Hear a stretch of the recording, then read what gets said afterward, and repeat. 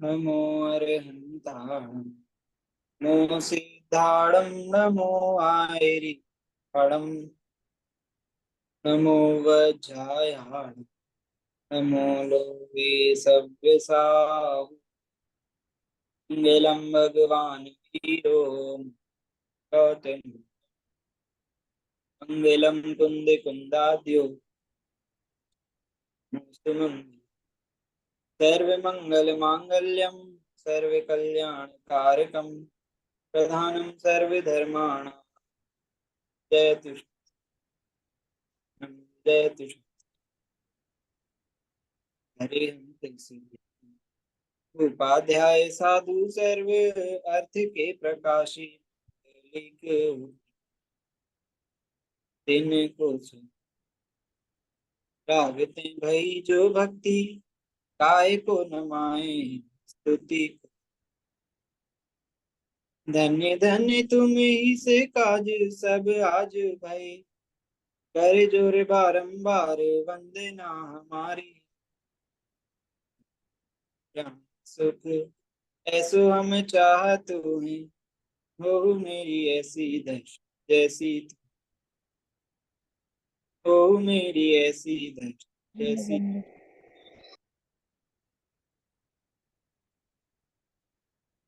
तो हमारी चर्चा जो है ये पुण्य एवं पाप इस विषय पर चल रही थी। इसमें हमने अपनी पिछली कक्षा में देखा था कि किस प्रकार से अ, आचार्य कुंद कुंद देव के कई सारे ग्रंथों के उदाहरण देकर यह स्पष्ट किया। मात्र आचार्य कुंद कुंद देव ने ही नहीं अपितु आचार्य पूज्यपाद स्वामी ने भी समाधि तंत्र में इसी प्रकार का भाव व्यक्त किया है कि भाई पर के प्रति शुभ परिणाम पुण्य और अशुभ परिणाम पाप है तथा दूसरों के प्रति प्रवर्तमान नहीं है। ऐसा आत्म परिणाम आगम में दुख क्षय या मोक्ष का कारण कहा है।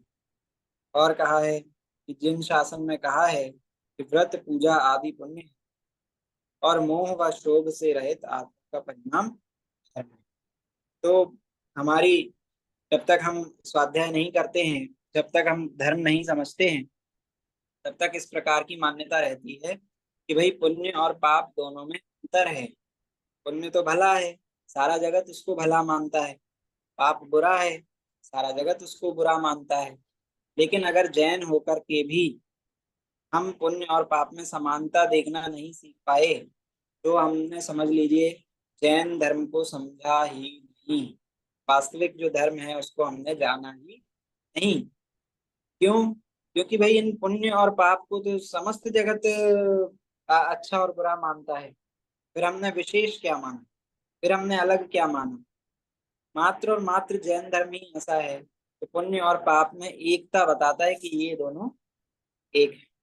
आप किसी भी चैनल को आज टीवी पे लगा के देख लीजिए, आपको कोई ना कोई साधु महाराज ऐसा बताते मिल जाएंगे कि चींटियों को आटा खिलाइए, पक्षियों को दाना डालिए, पुण्य का कार्य है ना। कौओं को आप कुछ खिलाइए तो ये आपको मुक्ति की प्राप्ति होगी। तो मतलब हमने पर के ऊपर दया करने को धर्म मान लिया है ना। कई सारे जो जीव स्वाध्याय नहीं करते आ, वो भी मात्र ऐसी कि भाई हमने पर की दया पाल ली उसमें हमारा धर्म हो गया, ऐसा मान करके संतुष्ट हो जाए। लेकिन डॉक्टर साहब क्या बोलते हैं, सत्य की खोज उपन्यास अगर आपने पढ़ा हो, सत्य की खोज उपन्यास में बहुत बढ़िया बात उन्होंने कही कि हमने अगर असत्य को ही सत्य मान लिया तो क्या दिक्कत आएगी कि भाई सत्य की खोज खो जाएगी, है ना। जैसे एक चोर ने किसी बड़े आदमी के घर पे चोरी करी, ठीक है, वो चोर भाग गया। पुलिस के ऊपर बहुत प्रेशर आया, उनसे कहा कि जल्दी जल्दी जितना जल्दी हो सके आप चोर को पकड़ के लेकर आइए। पुलिस तो पुलिस है, वो काम जैसे करती है, जितना समय लगता है उतना तो लगेगा ही। लेकिन प्रेशर के कारण फिर उन्होंने क्या किया, एक जो रेगुलर चोरी करता था ऐसे व्यक्ति को पकड़ा और कह दिया कि भाई यही चोर है। और असली चोर अभी भी बाहर घूम रहा है। तो हमने नकली चोर को पकड़ लिया तो उससे क्या हो गया कि असली चोर की खोज खो गई। अब हम क्या असली चोर को खोजने जाएंगे? नहीं जाएंगे। वैसे ही हमने जो चीजें धर्म नहीं, उन चीजों को अगर हमने धर्म मान लिया, तो क्या हम असली धर्म की खोज में जाएंगे? नहीं जाएंगे। इसलिए बहुत आवश्यक है कि भले ही अब चूंकि हम थोड़े स्वाध्यायी जीव हैं, इसलिए और साथ में हमको सुनने की ऐसी मतलब आदत हो गई है, हमने बहुत बार ये बातों को सुन लिया है, तो अब हमें इतना धक्का अंदर से नहीं लगता। लेकिन आप जैसे ही बाहर के किसी व्यक्ति को इसके बारे में बोलें कि भाई पुण्य भी छोड़ने लायक है, पुण्य भी है, पुण्य भी पाप के समान है, तो वो तुरंत झटके से कहते हैं, तुरंत कहते हैं कि अरे भाई मोक्ष मार्ग में सहायक तो है। कैसे यहाँ पे आचार्य देव कह रहे हैं कि भाई मोक्ष मार्ग जो है वो पुण्य और पाप दोनों से भिन्न मार्ग है ना। मोक्ष मार्ग में ना पुण्य है ना पाप है, वही वास्तविकता में मोक्ष मार्ग है। क्या बोला? मोह व शोभ से रहित आत्मा का परिणाम धर्म है। हमने क्या मान रखा है? पुण्य धर्म है, हमने ये मान रखा। लेकिन पुण्य में भी मोह होता है, शोभ होता है, आकुलता होती है। हमने देखा है ना। पर जीवों की दया पालने के लिए हमको विकल्प करने होते हैं, है ना। विकल्प पूर्वक परजीवों की दया पाली जा सकती है। लेकिन अगर आपको धर्म करना है तो आपको धर्म के लिए निर्विकल्प होना पड़ेगा। निर्विकल्प होना पड़ेगा अर्थात, विकल्प अर्थात इच्छा। यहाँ पर विकल्प के वैसे कई सारे अर्थ होते हैं, लेकिन विकल्प अर्थात इच्छा रहित है ना। इच्छा वह मोह का ही एक प्रकार है, चारित्र मोहनी का प्रकार है इच्छा। चारित्र मोहनी कर्म के उदय से होती है इच्छा। तो भाई जिससे कर्म का बंध हो रहा है, जो हमारे सारे दुखों का मूल कारण है इच्छा, वह हमको धर्म का कारण कैसे हो सकता है? मैंने आपको शायद पहले भी बताया था। डॉक्टर साहब इस बारे में अपने व्याख्यानों में कुछ समय पहले जो मैं व्याख्यान सुन रहा था उसमें बोल रहे थे कि भाई हमने अपने भगवान को कैसा मान लिया? करुणावान मान लिया। हे भगवान, आप तो बहुत करुणा स्वभावी हैं, आपके जैसा करुणावान कोई नहीं है, दयावान कोई नहीं है। सही मान्यता है कि गलत मान्यता है, बताइए। गलत माने। गलत मान्यता है। क्यों गलत मान्यता है? क्योंकि मतलब करुणा और दया वो भी जो है वो मोह के भाव हो गए, मतलब करुणा अ, तो भी राग भाव है, और शुद्ध राग राग। भाव हाँ, मानना जिनमत में मिथ्यात्व कहा। राग भाव में अगर हम नहीं मानते तो क्या है? ठीक है। तो धर्म क्या है? धर्म तो मोह और क्षोभ से रहित आत्मा का परिणाम है। मोह और क्षोभ के अर्थ मैंने पिछली बार आपको बताए थे। मोह अर्थात मिथ्यात्व, और क्षोभ अर्थात चारित्र मोह ना, कषाएं इच्छाएं वो होता है। तो इनसे रहित परिणाम वो आत्मा का परिणाम है, वो धर्म है। व्रत, पूजा और अन्य शारीरिक क्रियाएं करने के लिए आपको शरीर की स्वस्थता चाहिए, है ना, बाह्य सामग्री चाहिए। लेकिन धर्म तो आत्मा की परिणति है, तो वो स्वभाव से होगी कि प्रभाव से होगी? स्वभाव से। अपने स्वभाव आश्रय से, से। पर के आश्रय से होगी? स्वभाव से होगी। हाँ, स्वभाव से होगी। उसमें हमको किसी पर पदार्थ के आश्रय की आवश्यकता नहीं है ना। एक और प्रश्न आता है इसी से संबंधित। अच्छा बताइए, आप अभक्ष का त्याग कर सकते हैं कि नहीं कर सकते हैं? मोह राग द्वेष का त्याग कर सकते हैं कि नहीं कर सकते हैं? कर सकते हैं। कर सकते हैं। किसी भी चीज का, चलिए अभी इनका नाम नहीं है, किसी भी चीज का त्याग कर सकते हैं कि नहीं कर सकते? मतलब अभी आप अभी का बात कर रहे हैं? मतलब एक निश्चय है कि अपेक्षा से मैं बात करूं तो रहा हूँ कि भाई किसी भी चीज का त्याग कर सकते हैं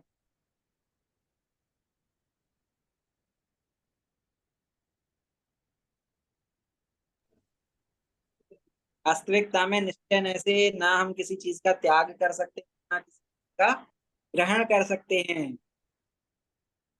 क्यों आत्मा को एक उपाधि दी है समय सारजी में ही, विज्ञान घन। क्या कहा है? विज्ञान घन। ज्ञान। की गाथा याद नहीं है, लेकिन वहां पर मुझे याद है कि इस शब्द का प्रयोग किया गया है। विज्ञान घन, विज्ञान घन का अर्थ क्या होता है? घन समझते हैं क्या होता है? हाँ जी, जूही आंटी जी आ गए हैं। घन मतलब जानते क्या होता है? घन, धन घन समझ। मतलब ज्ञान। ज्ञान। हाँ।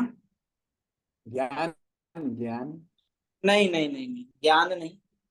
घन का अर्थ कुछ और होता है, बताइए। जैसे कुछ इकट्ठा होता है ऐसा, मतलब बहुत सारा, कुछ ढेर, बहुत। आप उसके पास पहुंच रहे हैं, तो एग्जैक्ट वर्ड आना चाहिए। अच्छा, आपने क्यूब और क्यूबॉइड के बारे में सुना है? क्यूब और क्यूबॉइड, क्यूब। और क्यूबॉइड के बारे में, ठीक है। अब क्यूब के अंदर क्या होता है? लेंथ भी होती है, ब्रेड्थ भी होती है, और हाइट भी होती है। अब उसका इतना ठोस पिंड आप लेकर आइए कि उसके अंदर एक कील भी नहीं घुस पाए। और इतना कड़ा, कितना ठोस कि उसके अंदर से एक अंश भी उसका बाहर नहीं आ पाए। वो कहलाता है घन। ना जिसके अंदर कुछ जा पाए, ना जिसके अंदर से बाहर कुछ आ सके। तो ऐसा आत्मा विज्ञान घन है, ज्ञान का पिंड है। कैसा पिंड है? ना उसके अंदर कोई विकार प्रवेश कर सकता है, ना उसके अंदर रहने वाले जो गुण हैं वो बाहर निकल कर आ सकते हैं। ऐसा विज्ञान घन आत्मा है, ऐसा परम शुद्ध आत्मा है। तो साथ में ही आप समय सार जी के परिशिष्ट में जाएंगे, तो वहां आपको 47 शक्तियों का वर्णन मिलेगा, है ना। आचार्य अमृत चंद्र देव द्वारा अ, उन्होंने परिशिष्ट में 47 शक्तियों का वर्णन किया है आत्मा की। वैसे तो शक्तियां अनंत होती हैं, लेकिन उन्होंने 47। उसमें से एक शक्ति का नाम है त्यागोपादान शून्यत्व शक्ति। क्या नाम है? त्यागो। त्यागो त्यागोपादान शून्यत्व शक्ति क्या करती है? त्यागोपादान शून्यत्व शक्ति के कारण आप उसका स्वरूप पढ़ेंगे, कहाँ कहते हैं कि भाई उसके कारण आत्मा ना किसी चीज का त्याग कर सकता है, ना किसी चीज का ग्रहण कर सकता तो वो आत्मा की शक्ति है, मेरी शक्ति है ना। हम ना राग द्वेष का ग्रहण कर सकते हैं, हम ना किसी, हमारे किस अंदर हम चाहें कि हमारा ज्ञान गुण किसी और जीव के अंदर चला जाए, तो वैसा भी हम नहीं कर सकते। क्यों? ना त्याग हो सकता है, ना ग्रहण हो सकता है। क्यों नहीं हो सकता? मैंने आपको कारण बताया कि आत्मा विज्ञान घन स्वभावी है, अनंत गुणों का ऐसा अभेद्य पिंड है, जिसके अंदर इतनी कोई चीज अधिक नहीं है कि वो बाहर दे दी जाए, और किसी चीज की कमी नहीं है कि कोई चीज अंदर लेनी पड़े। दोनों ही बातें, ना हमको जरूरत है ना, ना हमारे अंदर कोई चीज की अधिकता है कि हम उसको किसी को बाहर दे सकें। तो ये है कि भाई, ना हम किसी वस्तु का त्याग कर सकते हैं, ना किसी वस्तु का ग्रहण कर सकते हैं। फिर त्याग क्या है? ये इसी समय सारथी में बताया। त्याग क्या है? ज्ञान ही प्रत्याख्यान। प्रत्याख्यान अर्थात त्याग होता है। तो त्याग और प्रत्याख्यान क्या है? ज्ञान ही प्रत्याख्यान। आपको ऐसा ज्ञान प्रकट हो गया, ये राग द्वेष मेरे को नुकसान पहुंचाने वाले हैं, तो आप उनका त्याग कर देंगे। ज्ञान में ही त्याग होगा। कहाँ त्याग होगा? सम्यक ज्ञान में ही उनका त्याग होगा,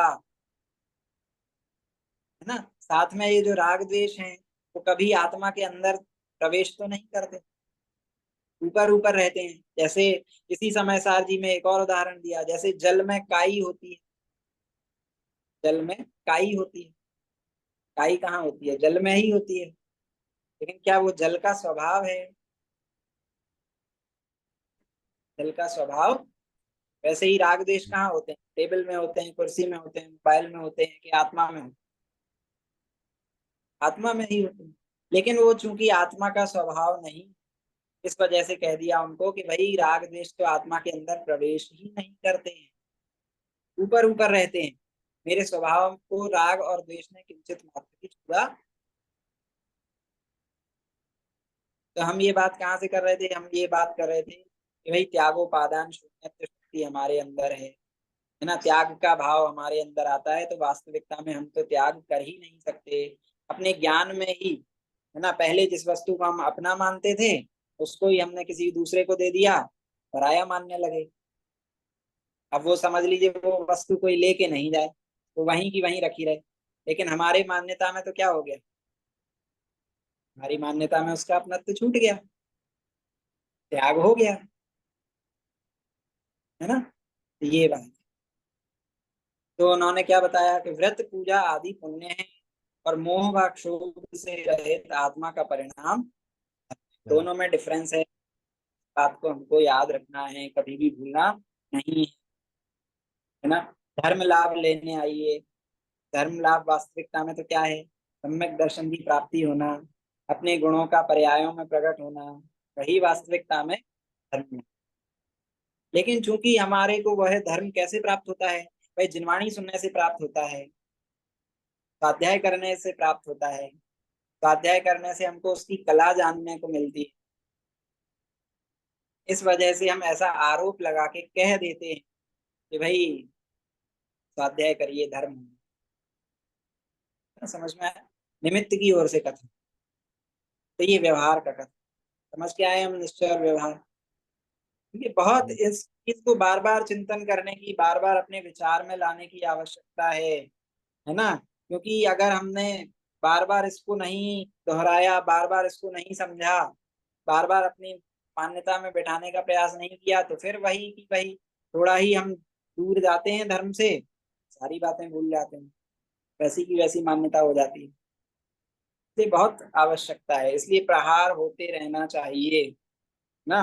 कब तक ज्ञानाभ्यास करें, कब तक स्वाध्याय करें, जब तक ज्ञान ज्ञान में स्थित नहीं हो जाए तब तक स्वाध्याय। ज्ञान कहीं और विषयों में रमे ही नहीं, अपने मतलब अंदर कि आकर। वेद ज्ञान होना भी जरूरी है, वेद ज्ञान भी होना जरूरी है। बहुत अच्छा कोट है बड़े पंडित जी का, रविंद्र जी साहब का, है ना। क्या कोट है, प्रत्येक कार्य समय पर करें, प्रत्येक कार्य समय पर करें, लेकिन भेद ज्ञान हमेशा करें, हर समय करें। कुछ करें चाहे नहीं करें, भेद ज्ञान हमेशा करें। कि मैं ज्ञानानंद स्वभावी हूँ, मैं ज्ञानानंद स्वभावी हूँ, मैं ही मेरा करता धरता, मुझ में पर का कुछ नहीं, मैं रहने वाला हूँ पर मैं मेरा विश्राम। ये भावना मतलब कितनी सुंदर है। आप जहाँ बैठेंगे वहां आपको सुख देने लगे, वहां आपको आनंद की अनुभूति। तो मान्यता का खेल है। तो भेद ज्ञान निरंतर करना, ये बाहर जो परिणमन बन रहा है, मैं मात्र उसका ज्ञाता दृष्टा, मैं उसका करने धरने वाला नहीं। हम अपने आप को सिद्ध स्वरूपी बोलते हैं ना, बताया है हमको हम सिद्ध स्वरूपी। सिद्ध भगवान जैसे सारे लोग के ज्ञाता दृष्टा हैं, हम भी अगर सिद्ध स्वरूपी हैं तो हम भी कैसे हुए, ज्ञाता दृष्टा हुए। सिद्ध भगवान के करने नहीं जाते, किसी का कुछ बदलने नहीं जाते, वैसे हमारे अंदर क्यों ऐसी भावना होती है कि हम करने जाएं, हम बदलने जाएं, फिर कैसे सिद्ध स्वरूपी हुए। तो आनंद लेने की बात है ये वास्तविकता में, है ना। जो विकार भाव, ऐसा नहीं कि विकार भाव उत्पन्न नहीं होंगे अंदर, विकार भाव उत्पन्न होंगे। अविकारी मतलब हमने देखा संक्लेश, विशुद्ध और शुद्ध। संक्लेश भाव भी होते हैं, विशुद्ध भाव भी होते हैं, लेकिन मैं उनका साक्षी मात्र हूं, मैं मात्र उनका ज्ञाता दृष्टा। स्वभाव में मेरे वो भाव प्रवेश भी नहीं करते हैं। इस बात का भेद ज्ञान निरंतर होना चाहिए, एक क्षण के लिए भी भेद ज्ञान छोड़ने योग्य नहीं है, चाहे पुण्य का उदय हो चाहे पाप का उदय हो। ठीक है, समझ में। फिर नाटक समयसार जी का उदाहरण लिया था ना, कि भाई जैसे किसी चंडालिनी के दो पुत्र हुए। चलिए अब आप आगे बताइए थोड़ा, मैंने बहुत बताया है, आप बताइए। अंकल जी उदाहरण बताएंगे, जूही आंटी जी आप सिद्धांत बताएंगे, बताइए। उदाहरण में यही ना, इसका ही दृष्टांत देने का। हाँ उनके जो बताइए। जुड़वा भाई होते हैं, दो जुड़वा भाई होते हैं, तो एक ब्रह्मचारी आ जाता है, तो उसका वहाँ मधमास का त्याग करता है। और दूसरा जो चंडालिनी का पुत्र होता है, वो मधमास मतलब वो पाप करते रहता है ऐसा। हाँ, तो दोनों में एक मतलब भिन्नता दिखाई है यहाँ पर। भिन्नता दिखाई देने पर भी एक वास्तविकता में किस, पाप का भाव करता है, एक पुण्य का भाव करता है। हाँ, मांस का एक त्याग कर देता है, मध्य मास का एक मध्य मास का भक्षण करता रहता है, लेकिन वास्तविकता में देखा जाए तो बच्चे दोनों किसके हैं, बेटे दोनों किसके हैं? वो चंडाली के। बच्चे हैं। अब इसको सिद्धांत पे घटाइए आंटी जी, सिद्धांत पे कैसे घटेगा? वैसे ही वेदनी कर्म के दो पुत्र हैं, एक पाप और एक पुण्य, लेकिन दोनों में ही दौड़ धूप है, दोनों में ही कर्म बंद है, इसलिए ज्ञानी जन उन दोनों की अभिलाषा नहीं रखते। कहने का और मतलब ये है कि चाहे अपने शुभ शुभ कर्म कर रहे हैं अपन, चाहे अशुभ कर्म कर रहे हैं, दोनों में ही दौड़ धूप। जैसे मंदिर में पूजा पाठ सब में आकुलता तो है ही, ऐसा है ही नहीं कि किसी में और दोनों में ही कर्म बंद तो है ही।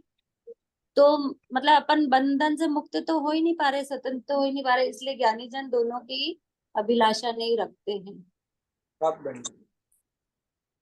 अब इस चैप्टर के बाद मैं आपको पहले से ही सचेत कर देता हूँ, इसके बाद आपका अगली कक्षा में हम टेस्ट लेने वाले हैं, तो आपके पास समय है। अभी तक हमने 4 चैप्टर्स पढ़ लिए हैं, उनकी तैयारी कर लें आप, जिससे कि हम अगली कक्षा में आपका टेस्ट ले सकें। ठीक है, मतलब क्विज जैसा रहेगा तो क्वेश्चन आंसर, क्विज रहेगा कि क्वेश्चन आंसर? अगले वीक ले लेंगे हम, थोड़ा और डिस्कस कर लेंगे। स्टालिन भैया से मैं पूछ लूंगा कि हम किस तरह से ले सकते हैं, डिस्कशन भी कर सकते हैं, वो भी अच्छी बात है, क्योंकि मैंने आपको बताया था कि आपने जो चीज समझी है वो आप अपने से किसी छोटे बच्चे को समझाइए, तो समझ में आ जाएगा कि आपने वो चीज समझी है कि नहीं समझाई है। रिचर्ड फाइनमैन एक साइंटिस्ट हुए हैं, कई सारे इन्वेंशंस भी उन्होंने किए हैं, प्रोफेसर थे वो कहते हैं कि that if you can explain anything to a 10-year old boy or girl, then it means that you have really understood that. अगर आप 10 वर्ष के बच्चे को ये चीज समझा सकते हैं, तब हम मानेंगे कि आपने वो चीज समझी है। अगर नहीं समझा सकते तो आपको थोड़ा और कार्य करने की जरूरत है ना। तो इस प्रकार उदाहरण दिया था कि भाई दोनों ही मुक्ति के साधक को बाधक कर्म सब, आत्मा अनादि को कर्म माही लुक्यो है। मुक्ति के साधक को ये दोनों ही कर्म, चाहे पुण्य कर्म हो चाहे पाप कर्म हो, कैसे हैं? बाधक हैं, सारे ही कर्म हैं, है ना, धर्म नहीं है। आत्मा अनादि को कर्म माही लुक्यो है, और इन्हीं कर्मों के कारण अनादि काल से जो आत्मा है वो छिपा हुआ है, लुक्यो है अर्थात छिपा हुआ है।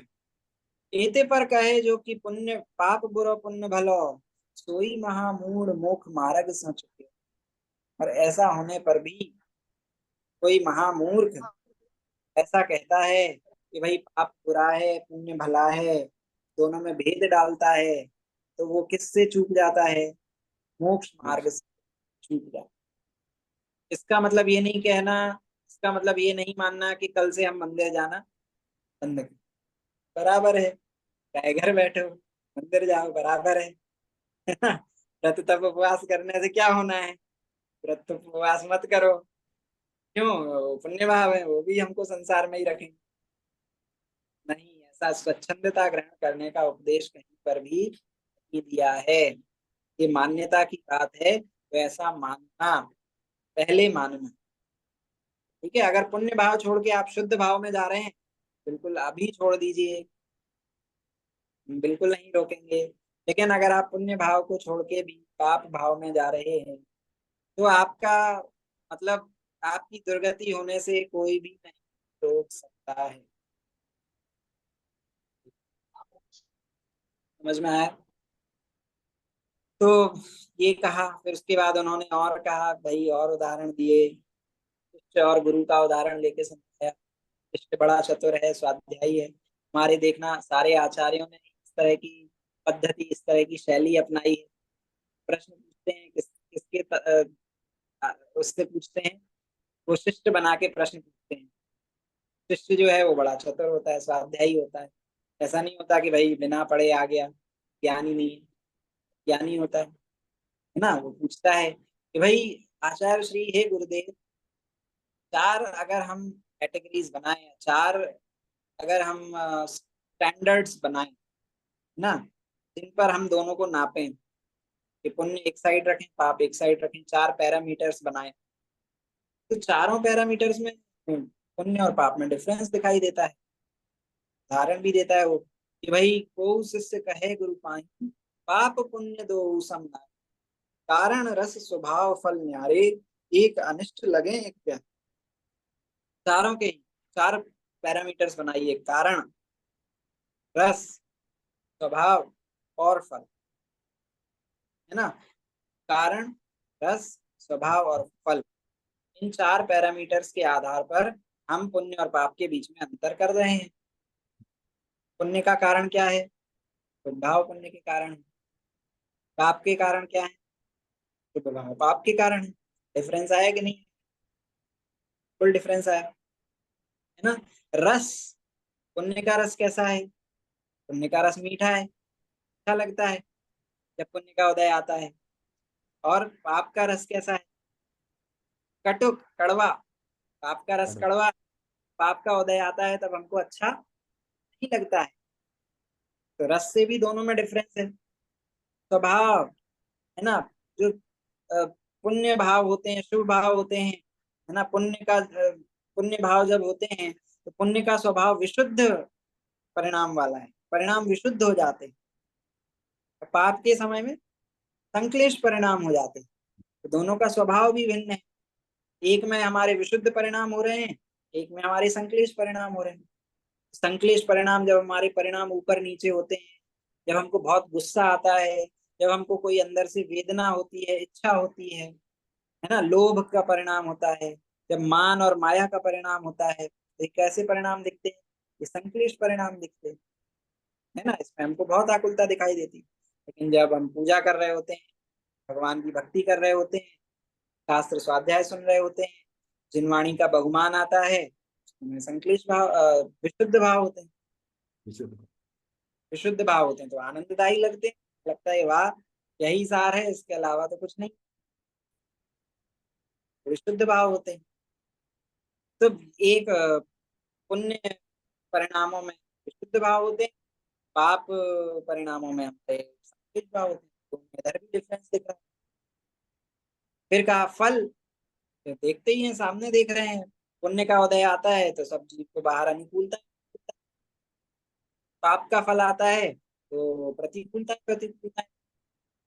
दोनों के उदाहरण हमको दिख, तो एक अनिष्ट लगता है, एक प्यारा लगता है। दोनों में डिफरेंस तो है आचार्य। तो क्या कहते हैं, आगे देखिए इसका उत्तर देते हैं। पाप बंद पुण्य बंद दुहु में मुकति नाही, कटुक मधुर स्वाद पुगल को पेखी। हाँ, सबसे पहले क्या कहा, पाप और पुण्य बंद में, दोनों में ही मुक्ति नहीं है, एकता देखनी है। तो दोनों की एकता कैसी है? मुक्ति के मार्ग में दोनों का ही रोल जीरो है। आप पाप करते करते तो मोक्ष जा ही नहीं सकते, पुण्य करते करते भी मोक्ष नहीं जा सकते, है ना। डॉक्टर साहब कहते हैं 1,000 उपवास कीजिए, 1,000 नहीं 1,00,000 कीजिए, 1,00,000 नहीं 1 करोड़ कीजिए, तो भी कोई गारंटी नहीं है कि आपको मोक्ष की प्राप्ति हो जाएगी। लेकिन आत्मानुभव कीजिए, 48 मिनट में मोक्ष की गारंटी है। क्या करेंगे, क्या चूज करेंगे?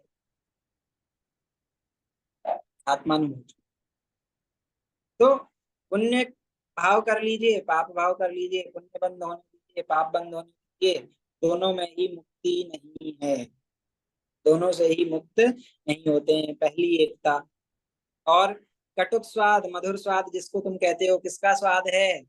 उद्गल का स्वाद है, जड़ का स्वाद है। जड़ का स्वाद कैसा होता है? जड़ रूप होता है, क्षणिक होता है, कुछ समय के लिए रहता है, पराश्रित होता है ना। और वो ज्यादा समय तक आने वाला नहीं होता है, अवश्य ही नष्ट को प्राप्त होने वाला होता है, अवश्य ही नाश को प्राप्त होने वाला। तो दोनों में ही पुद्गल का स्वाद आ रहा है, क्या भिन्नता है? फिर एकता है। संक्लेश विशुद्ध सहज दो कर्मचाल। संक्लेश और विशुद्ध दोनों ही कैसी परिणतियां हैं? कर्मचाल हैं, दोनों ही विभाव भाव हैं। विभाव भाव का अर्थ बताया था, क्या होता है विभाव भाव? विभाव भाव दो अर्थ होते हैं, देखिए विभाव के। यहाँ पे एक विभाव का आत्मा, जो आत्मा का स्वभाव नहीं, मतलब विभाव भाव। विपरीत भाव, वह विपरीत। विभाव है ना। ऐसे ही विशेष भाव के अर्थ में भी विभाव भाव का अर्थ यूज किया गया है। विभाव भाव शब्द को यूज किया गया है ना। तो यहाँ पे विपरीत भाव इसका अर्थ समझना चाहिए। विशेष भाव का जो अर्थ है वो समझदार का आया है। तो यहाँ कहते हैं कि भाई ये संक्लेश परिणाम लीजिए, विशुद्ध परिणाम लीजिए, दोनों ही कैसे किसकी चाल है? कर्म की चाल है, कर्म की गतियां हैं। स्वभाव भाव नहीं। स्वभाव भाव क्या है? हाँ, जानना और देखिए, ज्ञान। ज्ञान और दर्शन, ज्ञान और दर्शन। हाँ, वो है आत्मा का सुगति। सुगति जग जाल में विशेष। और देखिए, एक पाप कर्म आपको कुगति में ले जाता है, पुण्य कर्म आपको सुगति में ले जाता है, लेकिन दोनों गतियों में ही ले जाते हैं। पंचम गति की प्राप्ति कोई भी नहीं कराता। जगजाल, जगजाल में ही फंसाने वाले हैं, संसार में ही रहमाने वाले हैं। कर्म कारणादि भेद तो ही सूजत मिथ्यात्मा। ऐसो द्वैत भाव ज्ञान दृष्टि। देखिए, हे मूड, किसको कह रहे हैं ये? कृष्ण को कह रहे हैं। कृष्ण के लिए उपदेश है। किसके लिए अज्ञानी, अज्ञानी के लिए। अज्ञानी कोई और है? कौन है अज्ञानी? आप मिथ्या दृष्टि, अपन सब। है ये हमारे लिए। जिनवाणी सुनना तो ऐसे नहीं सुनना कि ये किसी और के लिए सुन रहे हैं, ये हमारे लिए चर्चा चल रही है। हम यहाँ कक्षा में आए, हम किसी और को समझाने नहीं आए, हम यहाँ अपने को समझने आए हैं। तो ये अज्ञानी कह रहे हैं, किसको कह रहे हैं? ये हमें कह रहे हैं, हमें उपदेश दे रहे हैं। ये तो किसी और की बातें नहीं चल रही हैं, ये हमारी बात चल रही है। हम दोनों में भेद मानते हैं। क्या कह रहे हैं? कारण आदि भेद तो ही सूझत मिथ्यात्मा। आपको कारण आदि जो भेद दिखाई देते हैं, किस कारण से दिखाई देते हैं? मिथ्या मिथ्या से। कारण दिखाई देते हैं। हम मिथ्या दृष्टि है, हमारी दृष्टि मिथ्या है, देखने का नजरिया गलत है, इस वजह से हमको दिखाई दे रही है। ऐसो द्वैत भाव ज्ञान दृष्टि न लेखिए। जब ज्ञान हो जाता है तो द्वैत भाव, दोनों में डिफरेंस वो नहीं दिखाई देता है। ज्ञान दृष्टि अर्थात सम्यक दृष्टि जब जीव हो जाता है, जब उसको सच्ची दृष्टि हो जाती है, सच्चा ज्ञान हो जाता है, तो उसमें द्वैत भाव दो पना नहीं दिखाई देता, दोनों ही एक दिखाई। दो महा अंधकूप, दोनों ही गहरे कुएं के समान है, अंधे कुएं के समान है, जिसमें अगर गिरे तो पता नहीं कहाँ जाके निकलेंगे, निकलेंगे ही नहीं। दो कर्म बंध रूप, दोनों में ही कर्मों का बंध है। दुहु को विनाश मोक्ष मार्ग में देखिए, दोनों का ही विनाश मोक्ष मार्ग में देखा जाता है। दोनों ही छूट जाते हैं। कब छूटते हैं? मोक्ष मार्ग में। मोक्ष मार्ग में बढ़ना है तो दोनों को छोड़कर आगे बढ़ना पड़ेगा, है ना। पाप तो बुद्धि पूर्वक छोड़ेंगे, पुण्य जो है वो अबुद्धि पूर्वक स्वयं ही छूट जाएगा। लेकिन मान्यता में हमको बुद्धि पूर्वक दोनों को हेय मानना पड़ेगा, पुरुषार्थ पूर्वक दोनों को हेय मानना। ठीक है, क्लियर है यहाँ तक? ये अभी हम सोचिए पौन घंटे हमने रिवीजन किया है, हम बार बार उसको रिवीजन करते रहेंगे तो भी वो चलता ही रहेगा, इतना विषय है उसमें बताने के लिए। आगे देखिए, मोक्ष मार्ग में तो एक शुद्धोपयोगी उपादेय है, इसके बारे में बता रहे हैं, आपको दिखाई दे रहा होगा। क्या कहते हैं? शील तप संयम रति दान पूजा अधिक, अथवा असंयम कषाय विषय भोग है। को शुभ रूप को अशुभ स्वरूप मूल, वस्तु के विचारत द्विविध कर्म रोग है। ऐसी बंध पद्धति बखानी वितराग दे। आत्म धर्म में कर्म त्याग जोग है। भौजल तरैया राग द्वेष को हरैया महा। मुख को करैया एक शुद्ध उपयोग है। अब वास्तविकता में उपादेय क्या है? आपने हमको छोड़ने तो बता दिया कि छोड़ने लायक क्या है, लेकिन अब ग्रहण क्या करें? जब तक हम एक डाली नहीं पकड़ेंगे और दूसरी डाली छोड़ दी तो नीचे कुएं में गिर जाएंगे। इसलिए पहले एक ऊपर वाली सीढ़ी पर पैर रखें, तब दूसरी सीढ़ी अपने आप छूटेगी। तो वो उपादेय क्या है, ग्रहण करने योग्य क्या है, उसको हमें सब समझना बहुत आवश्यक है। वो बता रहे हैं, क्या कहते हैं? सील तप संयम विरति दान पूजा देख अथवा असंयम कषाय विषय भोग हैं।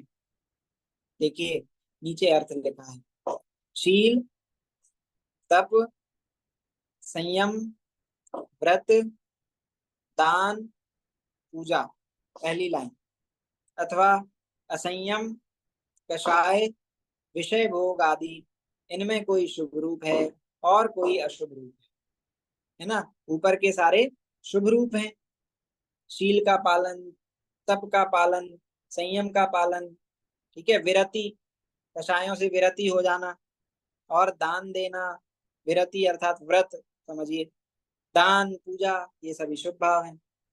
और असंयम कषाय विषय भोग, ये क्या है? अशुभ रूप है। आगे क्या कहते हैं?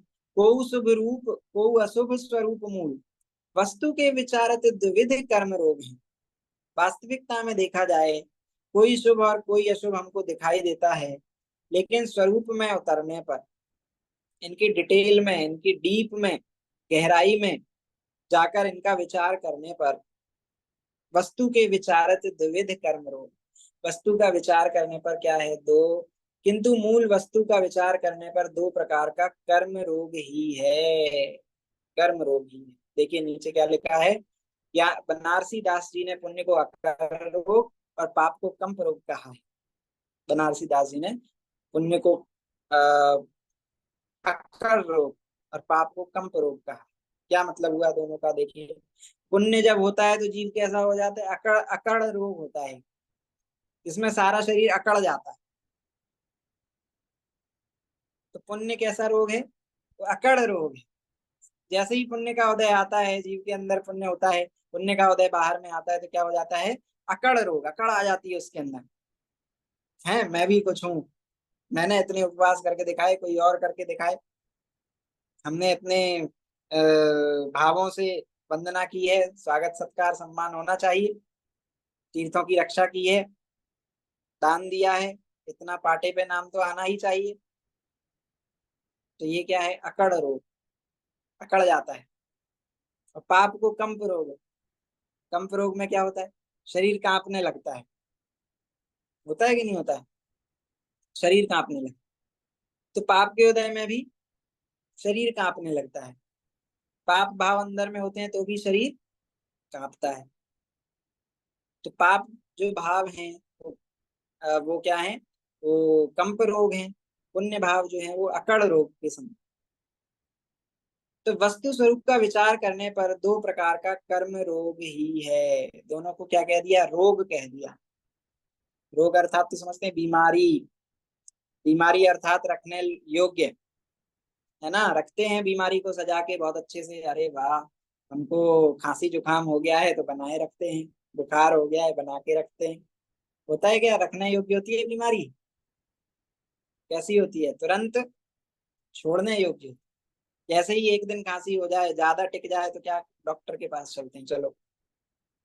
बुखार ज्यादा टिक जाए तो नहीं नहीं नहीं, इसको निकालना है।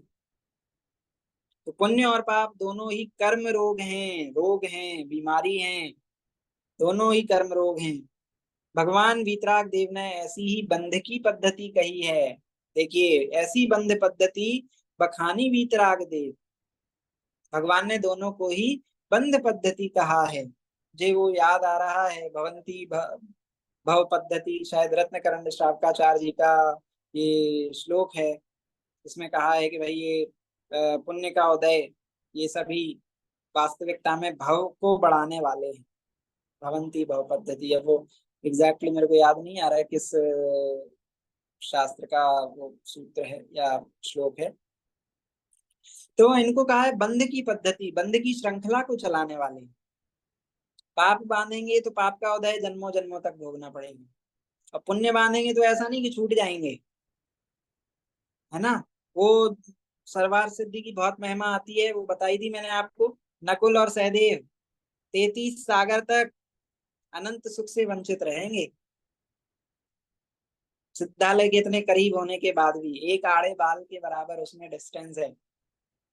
फिर अनंत का 33 सागर, 33 सागर बहुत मतलब करोड़ों अरबों वर्ष जिसमें निकल जाए ऐसे 33 सागर, वो उतनी वर्षों तक सुख से दूर रहेंगे, अनंत सुख से दूर रहेंगे। तो पुण्य भी बांधा है तो लंबे समय तक काटना पड़ेगा। पाप तो चलिए काट ही रहे हैं अनादिकाल से। फिर बंध पद्धति कही, पुण्य पाप दोनों को बंध रूप व बंध का कारण कहा है। दोनों ही कैसे हैं, बंध रूप हैं, स्वयमेव बंध रूप हैं। पुण्य भाव हो रहे होंगे तो बंध होगा ही होगा, है ना। उदय आ रहा होगा तब पुण्य भाव होंगे या पुण्य का उदय चल रहा होगा। और इनसे भी क्या होगा, इनसे आप ऐसा नहीं कि छूट जाएंगे।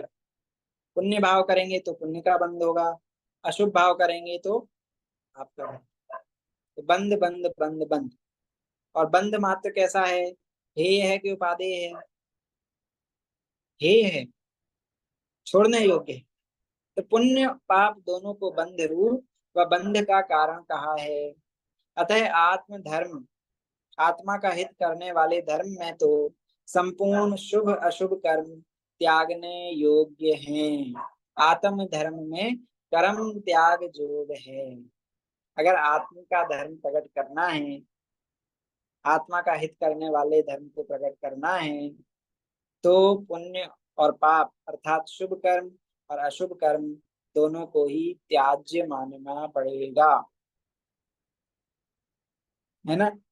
तो ये एक समझ लीजिए, ये किसी की आपको अगर मान्यता को भी चेक करना है कि भाई ये व्यक्ति का स्वाध्याय सही है कि गलत है, आपको अगर इस बात को चेक करना है तो आप इस बारे में उनसे अवश्य पूछिएगा कि भाई आप आश्रव और बंध को क्या मानते हैं, हे मानते हैं कि पादे में।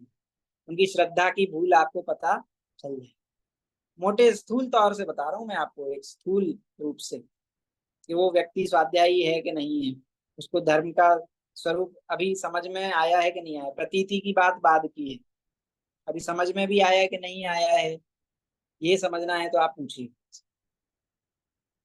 यहाँ क्या कह रहे हैं कि आत्म धर्म, आत्मा का हित करने वाले धर्म में तो संपूर्ण शुभ अशुभ कर्म त्यागने योग्य हैं, दोनों ही त्याज्य हैं। आप कहें पुण्य कर्म तो रख लें जब तक हमारा मोक्ष मार्ग नहीं हो रहा, आप उसको उपादेय मानकर बिल्कुल नहीं रख सकते, होगा उसके लिए मनाही नहीं है। आप जा रहे हैं रास्ते में वृक्ष पड़ेंगे, छायादार स्थान पड़ेंगे, आप ठहर सकते हैं थोड़ी देर के लिए, लेकिन आप वहीं पर मंजिल मान के रुक गए तो फिर आप आगे अपने लक्ष्य तक नहीं पहुंच पाएंगे। उन रास्ते में पड़ने वाले स्टेशनों में जैसे हमारी उपादेय बुद्धि नहीं आती है। ट्रेन रुकती है तो हम पानी भरने के लिए उतरते हैं, ज्यादा रुकती है तो जिन मंदिर अगर पास हो तो वहां जाने के लिए भी उतर जाते हैं, लेकिन उस ट्रेन को नहीं भूल जाते कि हमको कहाँ जाना है, उस लक्ष्य को नहीं भूल जाते। तो वैसे ही मोक्ष मार्ग में चलते चलते शुभ भाव के स्टेशन आएंगे, लेकिन शुभ भाव के स्टेशन पे उतरकर वहीं मत छूट जाना, नहीं तो खो जाओगे, संसार रूपी नगर में खो जाओगे। तो दोनों ही त्याज्य मानने योग्य हैं। संसार समुद्र से पार उतारने वाला, राग द्वेष को समाप्त करने वाला और मोक्ष को प्राप्त कराने वाला एकमात्र शुद्धोपयोग है। देखिए अंतिम लाइन, भव जल तरैया राग द्वेष को हरैया महा मुख को करैया एक शुद्ध उपयोग है। भव सागर से पार उतारने वाला। सागर कैसा होता है, जिसका ना कोई ओर होता है, जिसका ना कोई छोर होता है, कहाँ से प्रारंभ होता है और कहाँ से अंत होता है इसका नहीं पता। वैसे ये संसार समुद्र है ना। तो संसार समुद्र से पार कौन उतारेगा, शुद्धोपयोग। राग द्वेष को समाप्त करने वाला, राग द्वेष को कैसे छोड़ें, क्या ग्रहण करना, क्या उपादेय है, शुद्धोपयोग। और मोक्ष को प्राप्त कराने वाला कौन है, मोक्ष को प्राप्त कराने वाला भी शुद्धोपयोग है, शुभोपयोग और अशुभोपयोग नहीं। अब कोई जी कहे कि भाई शुद्धोपयोग तो मात्र मुनियों को होता है, आपकी बात सही है, लेकिन शुद्धोपयोग तक पहुंचने का जो पुरुषार्थ होता है वो गृहस्थ अवस्था में भी हो सकता है। किंचित शुद्धोपयोग जो है, इस बारे में थोड़ा और मेरे को सुनने की आवश्यकता है, स्वाध्याय करने की आवश्यकता है कि भाई चतुर्थ गुण स्थान और पंचम गुण स्थान में शुद्धोपयोग का स्वरूप किस प्रकार है। देखिए, आत्मा का अनुभव होता है, निश्चित अंतरालों में होता है। सम्यक दृष्टि जीव को चतुर्थ गुण स्थान, वर्ती जीव को चौथे गुण स्थान में होता है, और जो संयमी देशव्रती जो होते हैं उनको हर 15 दिन में आत्मा के अनुभव की बात है। अब वो शुद्धोपयोग कितना होता है, उसमें शुद्धोपयोग की व्याख्या किस प्रकार से है, इस बारे में थोड़ा मेरे को और स्वाध्याय करने की आवश्यकता है। मैं उस पर विचार करूंगा, स्वाध्याय करूंगा, फिर मैं आपको उसके बारे में और बताऊंगा। लेकिन होता जरूर है ना। उसके बिना आप धर्म की उपलब्धि या कहें धर्म की उत्पत्ति मान ही नहीं सकते। अगर आत्मा का अनुभव नहीं होता हो, अगर हम चतुर्थ गुण स्थान में आत्मा का अनुभव नहीं माने, तो फिर वो धर्म की शुरुआत भी हम वहां से नहीं मानते। मिथ्यात्व गया तो आया क्या, मान्यता सम्यक हुई। मान्यता सम्यक कब हुई, जब आत्मा सामने दिखा। सामने दिखा का अर्थ वो अनुभव में आया, अनुभव प्रत्यक्ष हुआ, इसलिए ऐसा मानना। तो इन सभी कार्यों को कराने के लिए हमको मोक्ष जाना है, हमको सुख की प्राप्ति करनी है, हमको राग द्वेष को खत्म करना है, हमको संसार से पार उतरना है। सबका एक ही उपाय है, क्या है, शुद्धोपयोग ही एक उपाय है। शुभोपयोग में जाएं, अशुभोपयोग में जाएं, रास्ता नहीं है। मात्र और मात्र शुद्धोपयोग में ही। ठीक है, क्लियर है। देखिए आगे क्या कहते हैं। बस हमारे अब चैप्टर का थोड़ा अंत ही चल रहा है। इसी संदर्भ में आचार्य कल पंडित टोडरमल जी लिखते हैं, तथा आश्रव तत्व में जो हिंसादि रूप पापाश्रव हैं उन्हें हे जानता है, अहिंसादि रूप पुण्याश्रव हैं उन्हें उन्हें उपादेय मानता है, परंतु ये दोनों ही कर्म बंध के कारण हैं। इनमें उपादेयपना मानना वही मिथ्या दृष्टि है। ये मिथ्या दृष्टि मतलब हमारी भूलों के बारे में चर्चा चल रही है कि हमारी आश्रव तत्व और बंध तत्व संबंधी क्या भूल होती है, इनके बारे में हमारी विपरीत मान्यताएं चल रही हैं। वो बताया कि आश्रव पापाश्रव, कौन से पापाश्रव, हिंसादि रूप पापाश्रव ने हे जानता है, बिल्कुल जानते हैं, छोड़ने योग्य मानते हैं। और अहिंसा आदि पुण्य आश्रय उन्हें उपादेय मानते हैं कि भाई ये तो ग्रहण करना चाहिए, पानी छानना चाहिए, बिल्कुल छानना चाहिए, है ना। और आहार दान देना चाहिए, और चारों प्रकार के दान देना चाहिए, तीर्थ यात्रा करनी चाहिए, पुण्य आश्रय है, उपादेय हैं, बिल्कुल करना चाहिए। परंतु ये दोनों ही कर्म बंध के कारण हैं, इनमें उपादेयपना मानना वही मिथ्या दृष्टि है। उपादेय नहीं मानना, करना सारी चीजें, लेकिन इनसे मेरे को मोक्ष मार्ग हो जाएगा ऐसा किंचित मात्र भी नहीं मानना, इनसे मेरा भला होगा ऐसा किंचित मात्र भी। थोड़ा जल्दी तो नहीं बोल रहा मैं, समझ में आ रहा है ना। और क्या कहते हैं, इस प्रकार अहिंसावत सत्याधिक तो पुण्य बंध के कारण है, और हिंसावत असत्याधिक पाप बंध के कारण है। ये सर्व मिथ्याध्यवसाय हैं, वे सब त्याज्य हैं। इसलिए हिंसादिवत अहिंसादि को भी बंध का कारण जानकर है ही मानना। जहाँ वीतराग होकर दृष्टा ज्ञाता रूप प्रवर्ते, वहां निर्बंध है, सो उपादेय है। ये दोनों, जैसे हिंसा, झूठ, चोरी, कुशील, परिग्रह, ये पाप बंध के कारण हैं, वैसे ही अहिंसा, सत्य, अचौर्य, अपरिग्रह, ब्रह्मचर्य, ये भी किसके कारण है, पुण्य बंध के कारण है। आत्मा की परिणति की बात नहीं चल रही है अभी। अभी बाहर से जिनको व्यवहार से शरीर की क्रिया को हम जो धर्म कह देते हैं उसकी बात चल रही, वो बंध के कारण है। आत्मा में रमणता, जैसे ब्रह्मचर्य का वास्तविक अर्थ तो यही होता है कि आत्मा में रमणता, वो है ब्रह्मचर्य। उसको यहाँ बंध का कारण नहीं कहा, वो शुद्ध भाव है, शुद्ध भाव नहीं। बाहर से परिग्रह का छोड़ देना, बाहर से शरीर से ब्रह्मचर्य का धारण कर लेना, ये सभी क्या है? ये सर्व मिथ्याध्यवसाय हैं, अध्यवसाय भाव हैं। इसका भी अर्थ है अध्यवसाय, ये भी समय सार जी का ही शब्द है। ये सब त्याज्य हैं। इसलिए हिंसादिवत अहिंसादिक को भी बंध का कारण जानकर है ही मानना। जैसे हिंसादिक को छोड़ने योग्य मानते हैं, वैसे ही अहिंसादिक भी छोड़ने योग्य हैं। क्यों हैं? दोनों ही बंध कराने वाले। फिर निर्बंध क्या कराएगा? जहां वीतराग होकर दृष्टा ज्ञाता रूप प्रवर्ते, जहां साक्षी भाव मात्र रहे, जहां इन सभी चीजों के मात्र जानने देखने वाले रहें, वो दशा निर्बंध रूप है। उस दशा में कोई भी बंध नहीं, है ना। छोड़ने का भाव वो भी शुभ भाव है ना। और ग्रहण करने का भाव वो भी वो अशुभ भाव है। लेकिन शुभ भाव और अशुभ भाव दोनों ही त्याज्य हैं, दोनों ही बंध के कारण हैं। क्या कह रहे हैं? सो ऐसी दशा ना हो तब तक प्रशस्त रागरूप प्रवर्तन करो। प्रशस्त रागरूप प्रवर्तन करो, उपदेश दे रहे हैं, आदेश दे रहे हैं कि प्रशस्त रागरूप प्रवर्तन करना। जब तब तक करना जब तक ऐसी निर्बंध दशा नहीं हो रही है, तब तक प्रवर्तन करना। परंतु श्रद्धान तो ऐसा रखो कि यह भी बंध का कारण है, हे है। श्रद्धान में ऐसे मोक्ष मार्ग माने तो मिथ्या दृष्टि ही होता है।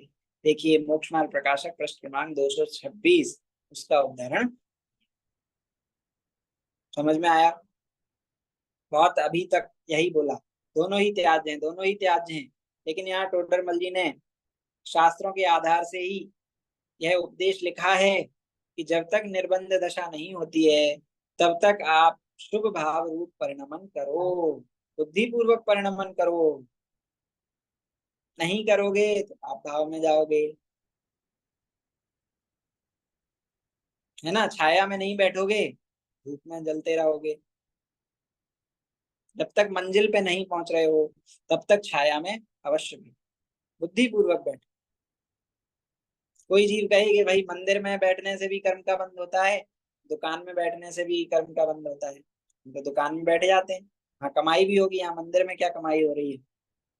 बोले सम्यक दर्शन की कमाई तो मंदिर में ही होगी, भगवान के समक्ष ही होगी, दुकान में कभी तीन काल में नहीं। तो सम्यक दर्शन में निमित्त भी बनेंगे तो ये देवशास्त्र गुरु ही निमित्त बनेंगे, सच्चे देवशास्त्र गुरु ही निमित्त बनेंगे। कुगुरु कुदेव कुशास्त्र हमारे सम्यक दर्शन में निमित्त भी नहीं बनेंगे। तो किसकी संगति करना? किसकी संगति करनी? किसके पास में बैठना? सच्चे देव शास्त्र गुरु के चरणों में बैठना, सच्चे देव शास्त्र गुरु के चरणों में अपना अधिक से अधिक समय व्यतीत करना।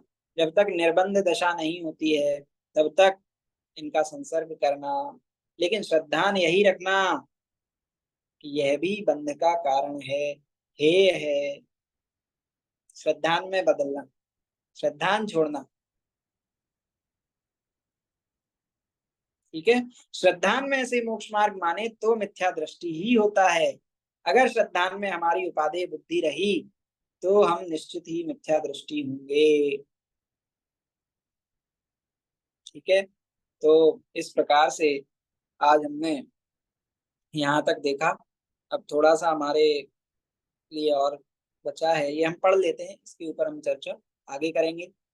इस प्रकार हम देखते हैं कि यद्यपि लौकिक दृष्टि से पाप की अपेक्षा पुण्य अच्छा है, वह इसी तथ्य को लक्ष्य में रखकर शास्त्रों में उसे व्यवहार से धर्म भी कहा गया है। तथापि मुक्ति के मार्ग में उसका स्थान अभावात्मक ही है। पुण्य भला मानने में मूल कारण पुण्य के फल स्वरूप प्राप्त होने वाली भोग सामग्री में सुख बुद्धि है। जब तक भोगों को सुखरूप माना जाता रहेगा, तब तक पुण्य में उपादेय बुद्धि नहीं जा सकती। ज्ञानानंद स्वभावी आत्मा के स्पर्श के बिना भोगों में से सुख बुद्धि नहीं जा सकती है। ज्ञानानंद स्वभावी आत्मा का अनुभव ही शुद्ध भाव है, जो कि शुभाशुभ अर्थात पुण्य पाप के भाव के अभाव रूप होता है। अतः सम्यक सुखाभिलाषी जीवों को आत्मानुभूति रूप शुद्ध भाव को प्राप्त करने का प्रयत्न करना चाहिए। अब ये सारे चैप्टर का सार हमको बता दिया है। इतना आपने समझाया भैया, इतना पंडित जी आपने समझाया, क्या करें, ये करना, ये सार है ना। तो हम इसके ऊपर विशेष चर्चा अपनी अगली कक्षा में करेंगे। आपको अभी कोई प्रश्न हो तो आप पूछ सकते हैं। कोई प्रश्न है?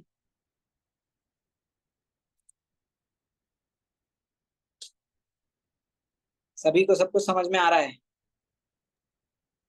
आ गया भैया समझ में। बहुत अच्छी बात है, समझ में आ गया तो हम इसको अपने श्रद्धांत में भी उतारें, अपने जीवन में भी उतारें और हम अपना आत्म कल्याण करें इसी मंगल भावना से। चलिए जिनवाणी स्तुति। जिन स्वानुभूति से खिरी मम स्वानुभूति मधुगिरी, श्री विमल धारा जैन श्रुति आनंद अमृत से भरी, समता प्रवाह बहावती, रागादि विकल्प तोड़ के, माँ सरस्वती प्रतिभाव दृष्टि निज में जोड़ के, माँ सरस्वती प्रतिभाव दृष्टि निज में जोड़ के। एक्सेप्ट करें।